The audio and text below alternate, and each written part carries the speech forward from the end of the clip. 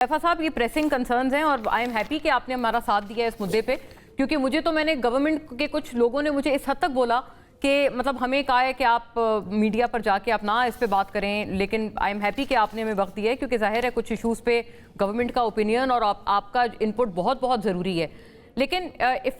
Allow me, मैं AVM साहब से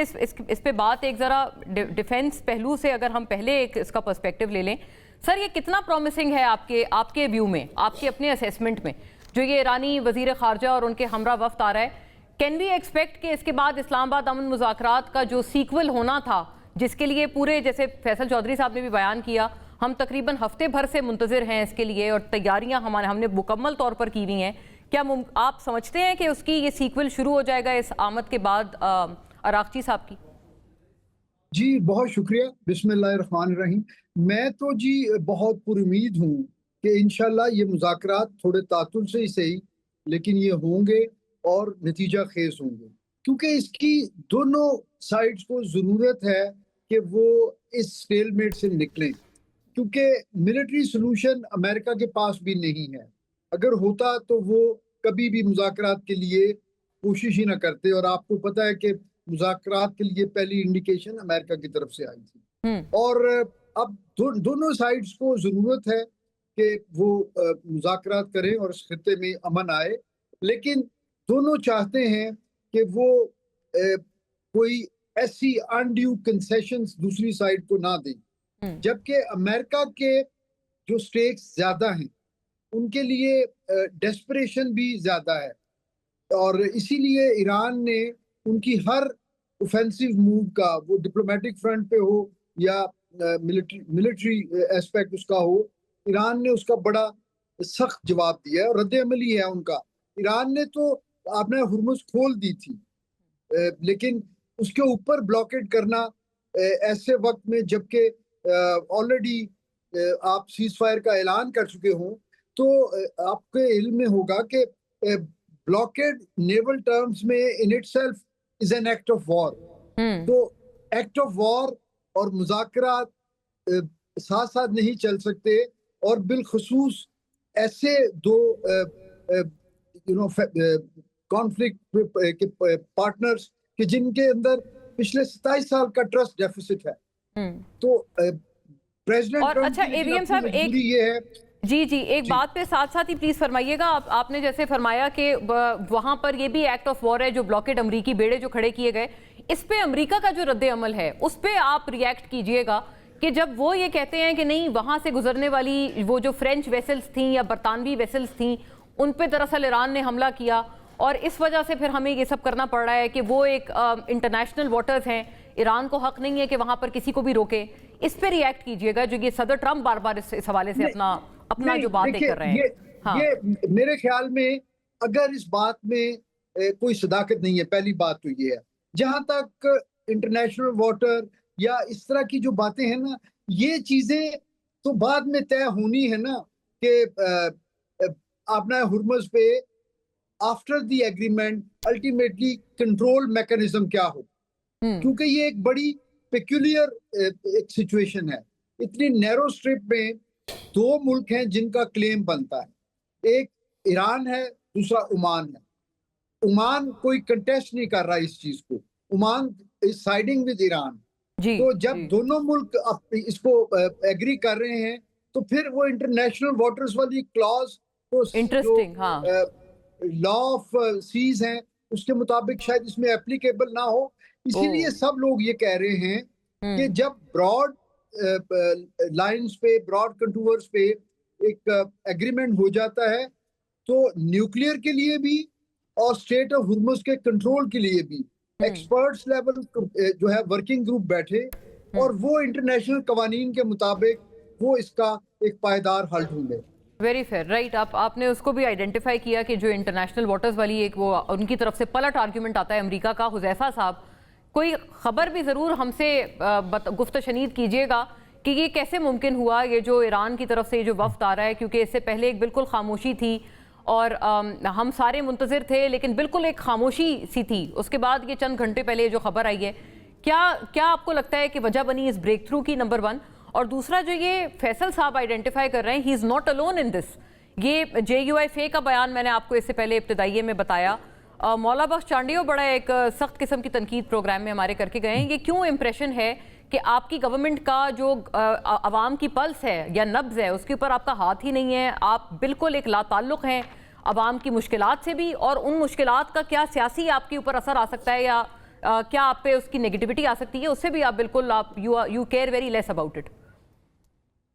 جی بہت شکریہ مولانا عالم صاحب, میں نے بڑے جو ہے اطمینان اور سکون سے سنا ہے بالکل فیصل چودھری صاحب کو, اور میں ان کی کچھ باتوں سے سہمت بھی ہوں, ایگری کرتا ہوں. یہ صرف فیصل چودھری صاحب یا باقی عام آدمی کو صرف میں بتانے کے لیے کہ پریشانی صرف عام آدمی کو نہیں ہے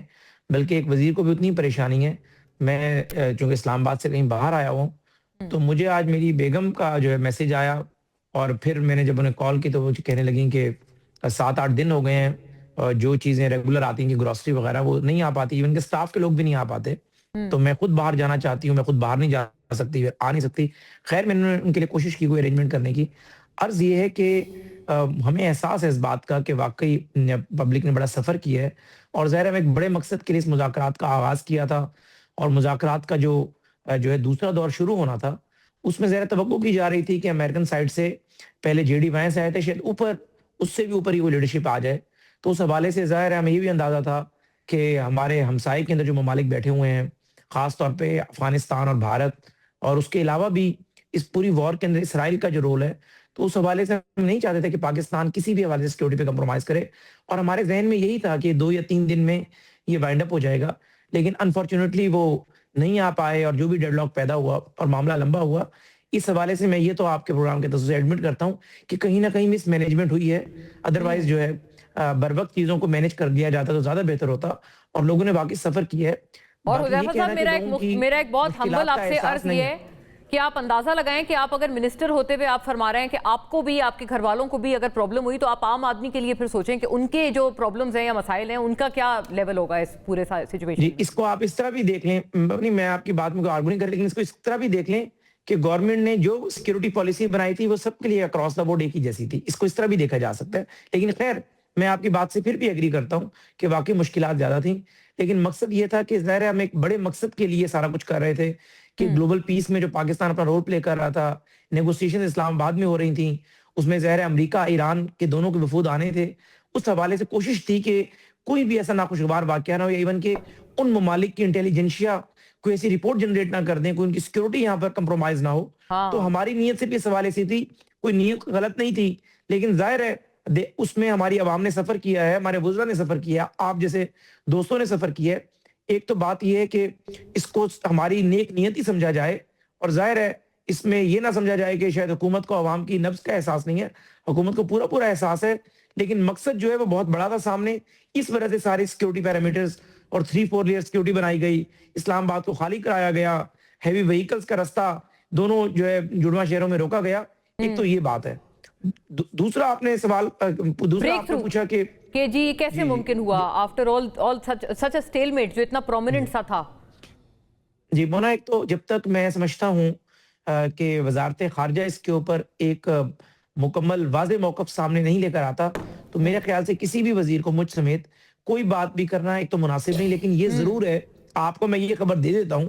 کہ ہم کبھی بھی ہمت نہیں ہارے تھے, جس طریقے سے ہمارے جو ڈیفنس اینالسٹ بھائی ہیں وہ فرما رہے تھے کہ پاکستان اس میں اپنی ایفرٹ جاری رکھے ہوا تھا, اور ظاہر ہے اس میں بریک تھرو ہو رہے, چیزیں کہیں رک بھی جاتی ہیں. لیکن یہ بات آپ لوگ اپنے ذہن میں رکھیں گے, 50 سال کا ڈیڈ لاک ہے, دونوں ممالک کی لیڈرشپ نے اپنی پبلک کو 50 سال ایک سبق پڑھایا ہے, تو سیاسی لوگوں کو پیچھے ہٹنے میں ذرا ٹائم لگتا ہے. یعنی یہی صورتحال ریپبلکن کے لیے اور یہی صورتحال پاسداران انقلاب اور ان کے فالوورز کے لیے. لیکن اچھی بات ہے جو خبریں آ رہی ہیں, مثبت چیزیں ہیں, لیکن انشاءاللہ تعالیٰ ان سب چیزوں سے قطع نظر میں آپ کے پروگرام کے توسط سے یہ ضرور گزارش کروں گا کہ وزیر اعظم صاحب اور فیلڈ مارشل صاحب کی حد تک الوسع کوشش ہے کہ عالمی امن کے لیے ہم جو اپنا کردار ادا کر سکیں وہ کریں, اور جس وقت سیز فائر چل رہے سیز فائر کو ہم حتمی اور دائمی سیز فائر میں کنورٹ کریں. اس حوالے سے جو ہمیں لگ رہا ہے جو انٹائرنگ ایفرٹس ہیں وہ ہم کر رہے ہیں. ایک بہت اہم نقطہ ہے, میں AVM صاحب سے سر آپ کا ایک اس پہ ایک important if you can answer us briefly on this, کہ آپ کو کیا لگتا ہے سر کہ امریکہ کو جو ایران کی بھی ڈیمانڈز تھیں یا ان کی طرف سے بھی کہا جا رہا تھا کہ بیڑے ہٹائیں, کیا پاکستان کو کوئی مطلب اور بہتر انداز میں امریکہ کو ہم باور کرا سکتے ہیں یا کرا سکتے تھے اس میں اس پہ تھوڑا سا کچھ ایک اگر آپ فرما دیں تاکہ حذیفہ صاحب بھی سن لیں. if you know something could be done in a better manner probably, ہماری طرف سے اگر کچھ بہتر کوئی تجویز ہو سکتی ہے. ہاں آپ کی اجازت سے میں ایک کامنٹ دینا چاہوں گا. ضرور ضرور. سیکیورٹی سچویشن اسلام آباد کیپٹل ایریا. جی دیکھیں آپ کو یاد ہوگا پہلا جو دور ہوا وہ بڑی جلدی اناؤنس ہوا اور اس کے بہت جلدی ایگزیکیوشن اس کی ہو گئی. تو اس میں پاکستان نے military, paramilitary, interior ministry, local administration سب نے بڑا اچھا کام کیا اور وہ خوش اسلوبی سے ہو گیا. یہ جو دوسرا راؤنڈ تھا جب یہ شروع ہو رہا تھا یا اس کی اناؤنسمنٹ ہوئی تو اس دفعہ کیا ہوا کہ اس میں پریزیڈنٹ ٹرمپ نے یہ اناؤنس کر دیا کہ وہ خود اس کے کسی ایک سیشن میں جو کنکلوڈنگ سیشن ہوگا اس میں وہ آئیں گے. اب اس میں میں ایز اے نیوٹرل، میرا کوئی پولیٹیکل اورینٹیشن نہیں ہے لیکن as a neutral security expert میں یہ عرض کروں کہ جب پوٹس یعنی president of the United States کے لیول کی سیکیورٹی کسی جگہ کرنی ہوتی ہے تو وہ ہوسٹ کنٹری کے لیے ایک بہت بڑا چیلنج ہوتا ہے. اور ایسا ہوسٹ کنٹری جس کے بالکل ہمسائے میں ایک ایسا دشمن بیٹھا ہوا ہے جو پچھلے 1 سال سے ہر دن اور ہر لمحے کی بنیاد پہ آپ کو جو ہے وہ نیچا دکھانے کی کوشش کر رہا ہے. اور یہ مذاکرات اور ان مذاکرات کی بیک گراؤنڈ میں پاکستان کا جو کاٹ بنا ہے وہ ان کو ہضم نہیں ہو رہا. تو اگر اور آپ غالباً سر حوالہ دے رہے ہیں بھارت کا بطور ہمسائے کہ آپ کہہ رہے ہیں کہ وہ طاق میں رہتا ہے کوئی مس ایڈونچر کی. حذیفہ صاحب نے 2 گنوائے ہیں، انہوں نے افغانستان کا بھی نام لیا ہے اس تسلسل میں. میں اس لیے عرض کروں کہ میں خود بھی اس کے فیکٹریز میں ہوں، میرا بھی دفتر اسلام آباد میں ہے، لیکن چونکہ یہ انسرٹن سچویشن ہے تو تھوڑا سا ہمیں بھی برداشت کرنا چاہیے اور دعا کرنی چاہیے کہ یہ جلد ہو جائے. لیکن اگر اس میں گورنمنٹ کو کوئی انفارمیشن ہے کہ ابھی اس میں کچھ تعطل ہے تو ہم تھوڑا سا اس کی سٹیٹس جو ہے وہ ریڈ سے اورنج پہ لے آئیں بجائے گرین کرنے کے یا وائٹ کرنے کے. Right, very fair. اچھا، بڑی ایک اہم تجویز بھی ساتھ ABM صاحب نے دی ہے.